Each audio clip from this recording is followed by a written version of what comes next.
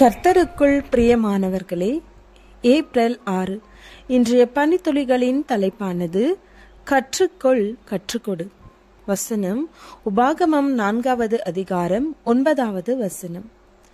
எனக்கு பயந்திருக்கும்படி அவைகளை கற்றுக்கொண்டு தங்கள் பிள்ளைகளுக்கும் போதிக்க கடவர்கள். ஒவ்வொரு நாளும் புதிதாக எதையாவது கற்றுக்கொள் என்று பழக்கச் சொல் உள்ளது. நவீன உலகில் கணினி என்பது இல்லாமல் எதுவும் இயங்க முடியாது என்று ஆகிவிட்டது. வங்கிகள், அஞ்சலகங்கள், அலுவலகங்கள், முன்பதிவு மையங்கள் என்று எங்கும் கணினி மயமாக இருக்கிறது. அநேகமாக எல்லா வீடுகளிலும் கணினி உள்ளது. கணினியை பற்றிய அறிவு என்பது கடல் போன்றது. அதை பற்றிய முழு அறிவும் எவருக்கும் கிடையாது.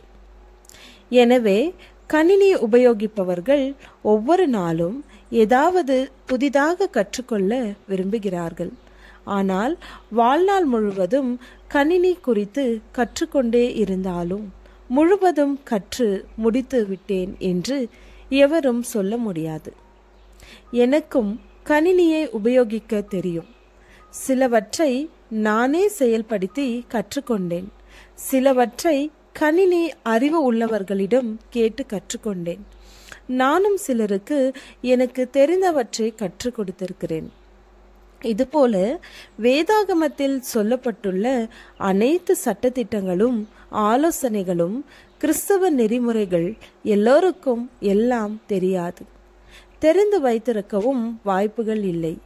எனவே அனுதினமும் வேதாகமத்தை வாசித்து கர்த்தருடைய சித்தம் என்ன என்பதை கற்றுக்கொள்ள வேண்டும். இவ்வுலகில் உயிரோடு இருக்கும் வரை வேதாகமத்திலிருந்து ஆவிக்குரிய கருத்துக்களை கற்றுக்கொண்டே இருக்கலாம். அப்படி கற்றுக்கொண்டவைகளை பிறருக்கு கற்றுக் கொடுக்க வேண்டியதும் நம்முடைய கடமைதான்.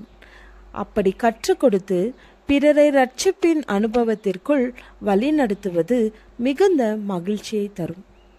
சமீபத்தில் நீங்கள் வேதாகமத்திலிருந்து புதிதாக கற்றுக்கொண்டது என்ன? யாராவது ஒருவருக்கோ அல்லது உங்கள் பிள்ளைகளுக்கோ சமீபத்தில் நீங்கள் கற்றுக் கொடுத்த புதிதான வேதாகம சத்தியம் என்ன? தொடர்ந்து கற்றுக்கொள்ளுங்கள். சோர்வில்லாமல் கற்றுக் கொடுங்கள். நீங்கள் பூமியில் உயிரோடு இருக்கும் நாளெல்லாம் எனக்கு பயந்திருக்கும்படி அவைகளை கற்றுக்கொண்டு தங்கள் பிள்ளைகளுக்கும் போதிக்க கடவர்கள். புருஷர்களும் ஸ்திரீகளும் பிள்ளைகளும் உன் வாசல்களில் இருக்கும் அந்நியர்களும் கேட்டு கற்றுக்கொண்டு உங்கள் தேவனாகிய கர்த்தருக்கு பயந்து இந்த நியாய பிரமாண வார்த்தைகளின்படியெல்லாம் செய்ய கவனமாயிருக்கும்படி அதை அறியாத அவர்கள் பிள்ளைகளும் கேட்டு நீங்கள் யோர்தானை கடந்து சுதந்திரிக்க போகிற தேசத்தில் உயிரோடு இருக்கும் நாட்கள் எல்லாம் அவர்களுக்கு கற்றுக் கொடுங்கள். தேவன் தாமே உங்கள் ஊழியத்தை ஆசீர்வதிப்பாராக. ஜெபம். ஆண்டவரே, பிறருக்கு கற்றுக் கொடுக்க எங்களுக்கு கற்றுக் கொடுங்கள். ஆமேன்.